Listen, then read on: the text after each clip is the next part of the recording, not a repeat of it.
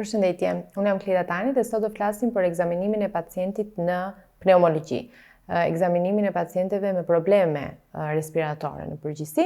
Ekzaminimi është i përgjithshëm, është i njëjtë dhe pastaj më vonë do flasim për teknikat respiratore dhe për sëmundjet e posaçme obstruktive ose restriktive.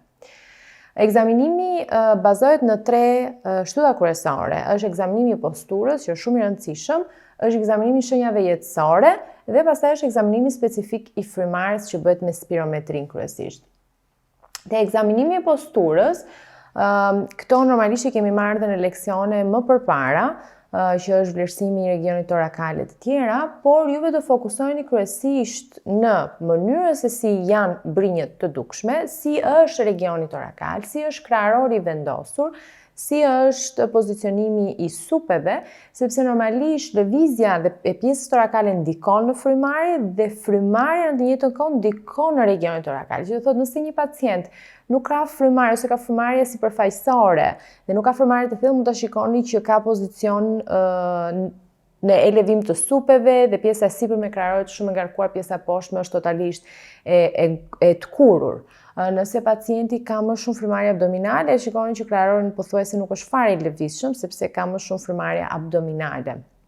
Nëse pacienti juaj ka hiperkifoz, do thotë që brinjët janë të futura, kështu që nuk ka mundësi që të ketë lëvizje të madhe të krahërorit dhe normalisht dhe kapaciteti i ventilimit të jetë i ulur.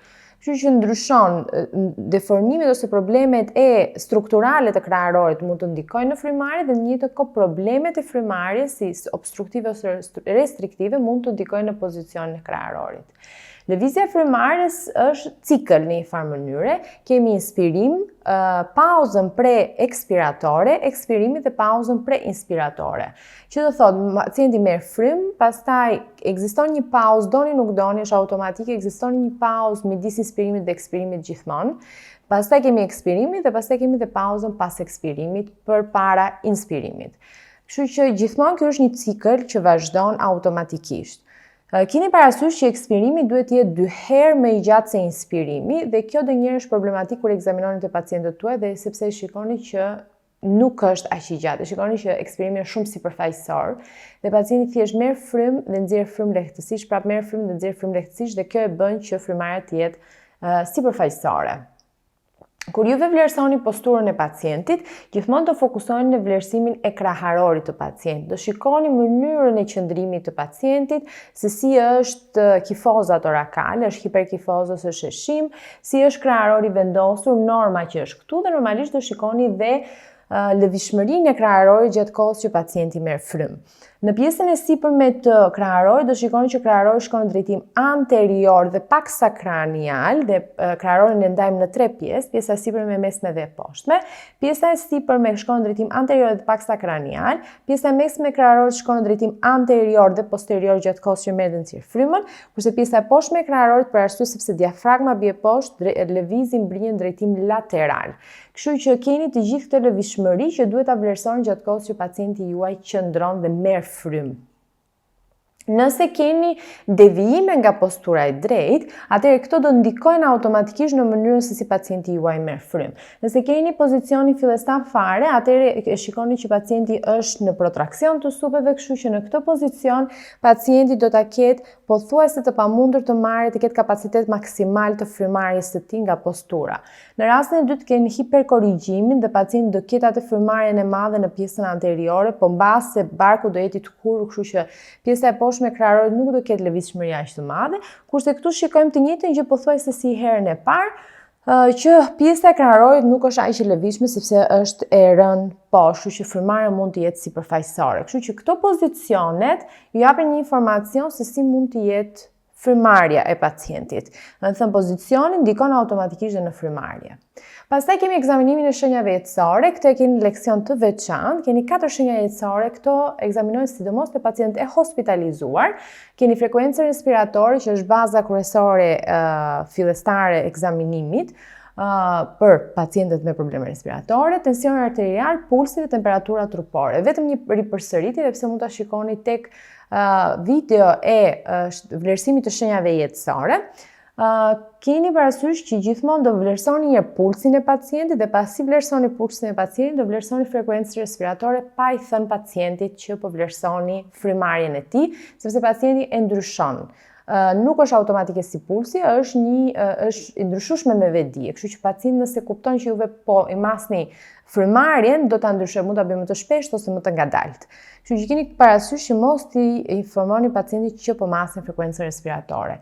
Mesatarja është 12 deri 20 frymëkëmbime në minutë. Tani të shkojmë te ekzaminimi specifik i frymarrjes, që baza e ekzaminimit specifik është spirometria në të vërtetë. Spirometria është do të shpjegojmë se çfarë është, por këtu masim sasinë e ajrit që hyn dhe del nga mushkrit me formë kompjuterike dhe shikojmë dy parametra kryesore që janë vëllimet respiratore dhe kapacitetet respiratore. Do t'i themi pak teorikisht se çfarë janë, kështu që të keni parasysh çfarë do shikoni me spirometrin.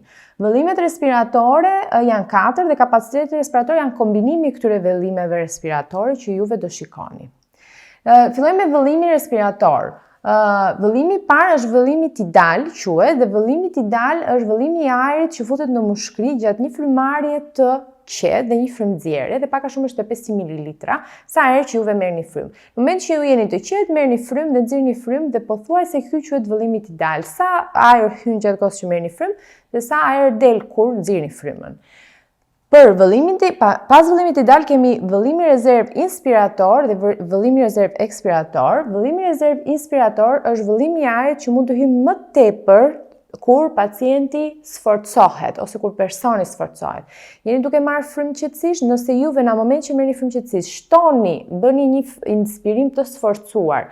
Sa mililitra ajër mund të fusni akoma më shumë te mushkrit tuaj? Ky është vëllimi rezerv inspirator. Kurse vëllimi rezerv ekspirator është vëllimi i ajrit që mund të nxirrni nga mushkrit. Pasi nxirrni ekspirim të qetë, sa më shumë ajër mund të nxirrni nga mushkrit dhe sa i gjatë mund të nxirrni atë. Kështu që ky është vëllimi rezerv ekspirator, që është ekspirim i sforcuar në të vërtetë. Dhe pastaj kemi të katërt dhe të fundit që është vëllimi rezidual, dhe vëllimi rezidual në të vërtetë është pas një ekspirimi të sforcuar, pasi keni nxjerr maksimumin e frymës juve mendoni që duhet të nxirrni, sa ajër mbetet në mushkrin tuaj. Ky është vëllimi rezidual, sepse gjithmonë duhet të mbetet ajër në mushkrin tuaj që alveola dhe mbrojtjet të ngelen të hapura, sepse nëse del ajri i tërë, normalisht mbyllen alveolat dhe është problem shumë i madh. Pothuajse ngelen tek 1.2 litra ajër brenda mushkrive që duhet të ngelen në një mushkri të shëndetshme. Nëse ngelen më pak është problem. Nëse ngelen më shumë do thotë që nuk keni nxjerrë ekspirim maksimal të mundshëm. Këto ishin 4 vëllime. Tani kemi kapacitetet. Kapacitetet edhe një herë janë kombinime të këtyre vëllimeve që folëm më parë dhe do të shpjegojmë. Kapaciteti inspirator është sasia e përgjithshme e ajrit që pacienti mund të inspirohet pas një ekspirimi tidal. Do të thënë, pas një ekspirimi normal, sa ajër mund të thithi totalisht pacienti. Dhe ky është vëllimi inspirator fillestar i qetë dhe vëllimi rezerv inspirator. Maksimalisht sa mundet pacienti të thithi ajër në inspirim maksimal. Ky është kapaciteti inspirator. Kapaciteti rezidual funksional, që është në një farë mënyrë kombinimi i vëllimit rezidual që thamë përpara, sa ajër ngel në mushkri në moment që juve nxirrni maksimalisht ajërin tuaj, me vëllimi rezerv ekspirator, do të thënë vëllimi shtesë, dhe pak a shumë këtu nxjerr vëllimin tidal ekspirator, do të thënë vëllimin e qetë ekspirator, nëse shikoni. Minus vëllimin e qetë respirator. Kështu që kapaciteti, pastaj është kapaciteti jetësor, që ky është shumë i rëndësishëm, dhe kapaciteti jetësor në përgjithësi është shumë i rëndësishëm sidomos te pacientët me sëmundje restriktive për të parë dhe për të vlerësuar sa është kapaciteti tyre jetësor. Dhe kapaciteti jetësor, nëse shikoni, është bashkimi i vëllimit ideal, do thotë ajrit që pacienti merr dhe nxjerr frymë në qetësim, që merr frymë në këtë rast, vëllimit rezerv inspirator dhe vëllimit rezerv ekspirator. Do të thënë sa ajër pacienti merr dhe nxjerr frymë në qetësi, dhe sa ajër pacienti mund të marrë më shumë pas një marrje fryme të qetë, dhe sa ajër mund të nxjerrë më shumë pas një nxjerrje fryme të qetë, dhe në përgjithësi kapaciteti jetësor është pothuajse afër 5 litrave, që duhet të ndodhin në çdo frymarrje, nëse do ta bëni me sforcim frymëkëmbimin.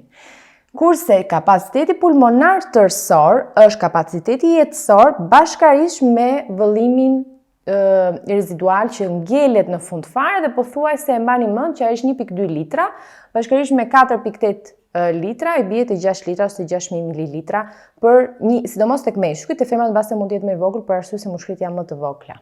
Kështu që këto janë kapacitetet dhe vëllimet, mbase duken të tepërta, por nëse i shikoni dhe i rishikoni disa herë në video, do kuptoni që janë të thjeshta. Këto janë shumë të rëndësishme sepse janë parametrat të cilat i shikoni në spirometri. Dhe me këto parametrat kuptoni nëse pacienti juaj ka sëmundje obstruktive ose restriktive dhe çfarë juve duhet të ndryshoni me terapinë tuaj që të përmirësoni këtë gjendje. Bashkërisht me këto kapacitete kemi dhe hapësirat e vdekura anatomike dhe në të vërtetë hapësira e vdekur anatomike vetëm nga fjala kuptohet që janë zona në të cilën ajri nuk kalon. Domethënë janë zona në mushkrit tuaja të cilat ajri nuk kalon dhe nuk shkëmbehet. Dhe vëllimi i saj normalisht është thjesht 150 mililitra që mund të ndodhi. Dhe kjo në të vërtetë duhet jetë 150 ml. Sa më madh të jetë hapësirat e vdekur anatomike, aq më problematike është sepse do thotë që zonat të mëdha të mushkrive nuk përdoren. Kështu që nëse disa alveola nuk marrin pjesë në shkëmbimin e gazrave, edhe të oksigjenit dhe dioksidit karbonit, atëherë në hapësirën e vdekur anatomike që është normale të ekzistojë, shtohen dhe hapësirat e vdekura alveolare. Dhe këtu është problemi më i madh, sepse do thotë që ato zonat nuk rigjenerohen dhe do thotë që ekzistojnë zona të pashfrytzuara në mushkrin tuaj dhe pacientit i ulet kapaciteti jetësor maksimal i frymëmarrjes dhe është problematike sidomos te pacientët me sëmundje restriktive. Tani, spirometria përdoret dhe rëndësia e saj kryesore është të përdoret për të vlerësuar gjendje funksionale të mushkrive. Spirometria përdoret dhe te pacientët me sëmundje respiratore, por përdoret shumë shpesh dhe te pacientët, jo te pacientët, por te sportistët, për të parë aftësinë e tyre të mushkrive për të reaguar. Vlerësojmë ecurinë e disa sëmundjeve dhe gjithashtu dallojmë midis sëmundjeve obstruktive dhe restriktive. Si funksionon? Në përgjithësi është shumë e thjeshtë, shikoni pacienti është i ulur, ky është tubi i spirometrisë, më përpara ka qenë më i vështirë mekanikisht, tani është pak më i thjeshtë, pacienti ka të mbyllura hundët dhe ka të vendosur gojën te tubi. Pacienti duhet i ketë të pothitura buzët e tubit që nxjerrja e frymës të matet mirë, do thotë që pothitet maksimalisht goja tek tubi, dhe pacienti merr frymë me gojë maksimalisht dhe nxjerr frymë me gojë maksimalisht dhe vlerësohet realisht sa mund të marrë frymë të nxjerrë frymë, shpejtësia e frymës, vëllimi i frymarrjes, kapaciteti i frymarrjes dhe frymënxjerrjes dhe ky testi duhet të kryhet minimalisht 3 herë për të parë nëse ka ndryshime ose luhatje ose jo. Nëse nuk ka luhatje, atëherë mjafton 3 herë. Nëse ka ndryshime shumë të mëdha, mund të nevojitet të ripërsëritet si test. Parametrat e spirometrisë janë disa, i kemi vendosur dhe në anglisht që të keni më të lehtë për të gjetur informacion, sepse në përgjithësi parametrat nxirren në anglisht nga kompjuteri, jo në shqip. Parametrat e spirometrisë janë, i pari është ventilimi në minutë, që tregon në një farë mënyrë sasinë e përgjithshme të ajrit që del dhe hyn në mushkri brenda 1 minute. Dhe në përgjithësi ju dini shumë mirë që brenda 1 minute bëhen pothuajse 12 frymëmarrje dhe frymënxjerrje. Kështu që në kushte qetësie, do kishit pothuajse 6 litra ajër që futet dhe del në minutë, sepse pretendohet që në kushte qetësie keni vetëm 500 ml që lëvizin. Herë 12 i bie 6 litra ajër në minutë që shkëmbehet te mushkrit tuaj dhe që është normale. Nëse juve sforconi veten tuaj, atëherë kuptohet që shtohen këto litrat. Sepse e shikoni që gjatë ushtrimeve fizike të sforcuara mund të shkojë deri në 200 litra shkëmbim ajri në minutë, sepse normalisht shtohet shpejtësia e frymarrjes dhe shtohet dhe sasia e ajrit që do të thithi trupi, sepse ka nevojë të thithi më shumë ajër që të reagojë ndaj ushtrimeve të lodhshme fizike. Kështu që kuptohet që sa më shumë ushtrime fizike të bëni, aq më shumë forconi mushkrit tuaj që të reagojnë më mirë dhe të kenë kapacitet të marrin akoma dhe më shumë ajër se sa ju nevojitet. Më falni. Kapaciteti jetesor i sforcuar është parametër tjetër dhe në anglisht e keni expiratory force vital capacity, që është FVC, është shumë parametër i rëndësishëm, FVC dhe parametri tjetër që do t'i themi. Dhe në të vërtet kjo vlerësojnë ajrin që një pacient subjekt mund të nxjerrë duke u sforcuar dhe sa shpejt mund të nxjerrë. Do të thënë, sa nxjerr sasi dhe shpejtësinë e nxjerrjes së frymës së sforcuar të pacientit. Dhe normalisht gjithmonë kjo pasi është mbushur maksimalisht me frymë. Kjo është shumë e rëndësishme për të parë aftësinë e pacientit për të nxjerrë frymën, sepse keni parasysh, sidomos te sëmundjet obstruktive, pacientët kanë problem me nxjerrjen e frymës. Kështu që këtë parametër do ta kenë të ulët. Dhe është shumë i rëndësishëm për të parë diferenca. Pastaj kemi parametrin e tretë, dhe është vëllimi ekspirator maksimal të sekondës së parë, që do thot vlerëson sa përqindje të kapacitetit jetesor mund të nxjerrë subjekti gjatë sekondës së parë të provës. Do të thënë, në momentin e parë është ajo që thamë FVC më përpara, po sa mund të nxjerrë vetëm në sekondën e parë dhe përgjithësi duhet jetë mbi 80% të FVC-s. Nëse është 90% të FVC-s, atëherë flasim për sëmundje obstruktive. Do thot pacienti nuk nxjerr dot shumë frymë në fillim. Kurse në sëmundjet restriktive nuk janë problem këto parametrat, po është problem kapaciteti jetesor. Pacienti nuk është i aftë të marrë frymë dhe të nxjerrë frymë maksimalisht, sepse mushkrit nuk janë të afta të zgjerohen. Kurse që do t'i themi me detaj më vonë, kurse në sëmundjet obstruktive problemi është që kemi mukus, kemi inflamacion, edem e të tjera që do t'i shpjegoj më shumë te sëmundjet obstruktive. Por keni parasysh diferencën. Dhe parametri fundit është aerosja e alveolave, që e shikoni domethënë që është shumë e rëndësishëm, sepse në të vërtetë këtu tregohet dhe merret në konsiderat ventilimi i ajrit që humbet në hapësirën e vdekur, dhe te njerëzit e shëndetshëm aerosja e alveolave bëhet rreth 12 herë në minutë, kuptohet sepse e tham se merr 12 frymë këmbime, dhe pothuajse shkon te 4.3 litra për minutë. Dhe normalisht keni kujdes diçka me aerosjen e alveolave. Është shumë e rëndësishme thellësia e frymarrjes, se sa frymarrje pacienti merr. Sa më e thellë të jetë frymarrja, aq më shumë ajër hyn brenda mushkrive dhe alveolave. Sa më e cekët të jetë frymarrja, aq më pak ajër hyn.